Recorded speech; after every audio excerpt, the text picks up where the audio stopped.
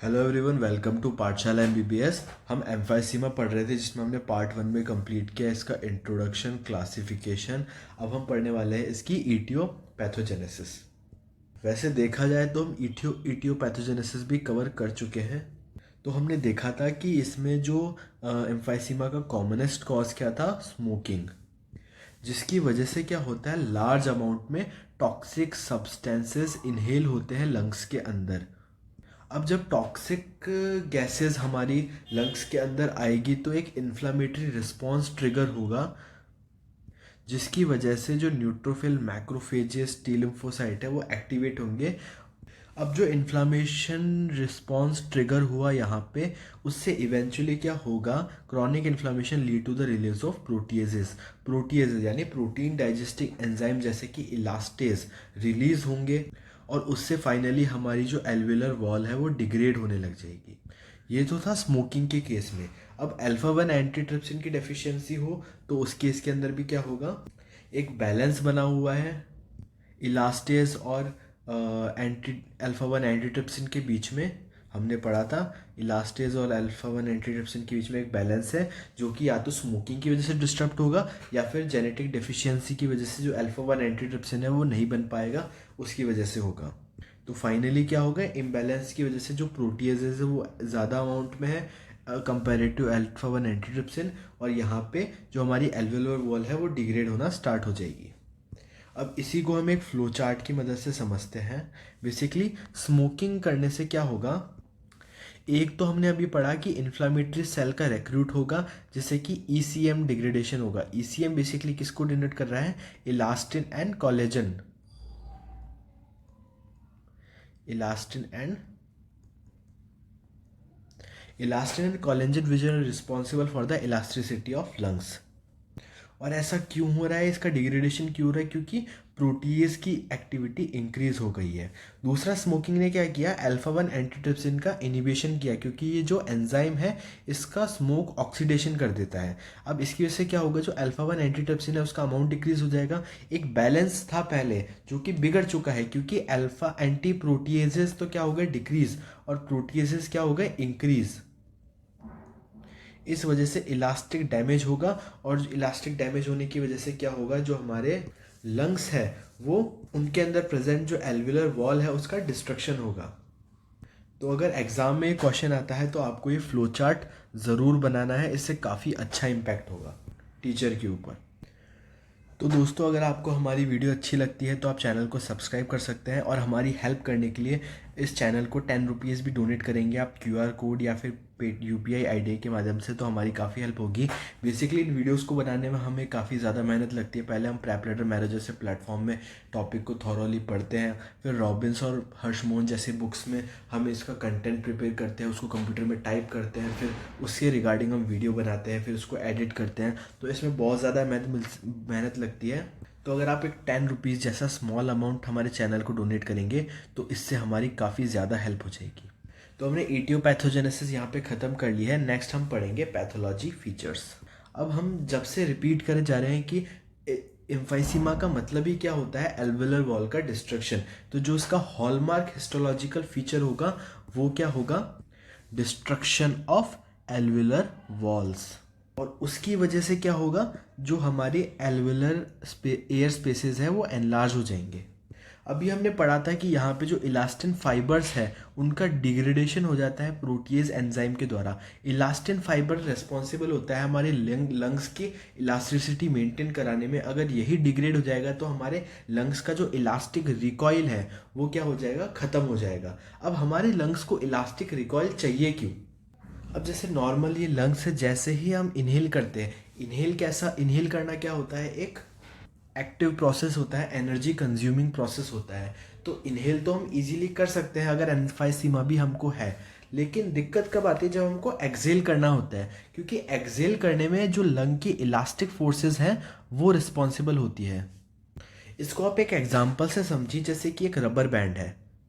एक rubber band है वो नॉर्मल कंडीशन में है, अगर वो रबर बैंड किसी तरह से उसकी इलास्टिसिटी वाली प्रॉपर्टी ख़त्म हो गई है तो नॉर्मल कंडीशन में तो क्या था, जैसे हम उसको खींचते थे तो वो वापस अपनी नॉर्मल पोजीशन में आ जाता था, लेकिन हमने उसको हीट किया है किसी वजह से उसकी इलास्टिसिटी चली गई है, तो जैसे ही हमने उसको स्ट्रेस किया तो वो वापस अपनी पोजीशन में नहीं आ पाएगा। और सेम देखने को मिलता है केस हमको लंग्स के अंदर, कि होना क्या चाहिए था कि लंग्स इलास्टिक फोर्स की वजह से वापस आ जाने चाहिए थे, लेकिन यहाँ ऐसा नहीं हो पाता है क्योंकि जो इलास्टिक फोर्सेस है वो यहाँ पे ख़त्म हो चुके हैं, क्योंकि इलास्टिन प्रोटीन यहाँ पे डिग्रेड हो चुका है। तो जो एम्फाइसीमा के पेशेंट्स होंगे उनको इनहेल करने में ज़्यादा प्रॉब्लम नहीं आएगी, लेकिन एक्सहेल करने में उनको बहुत प्रॉब्लम आएगी।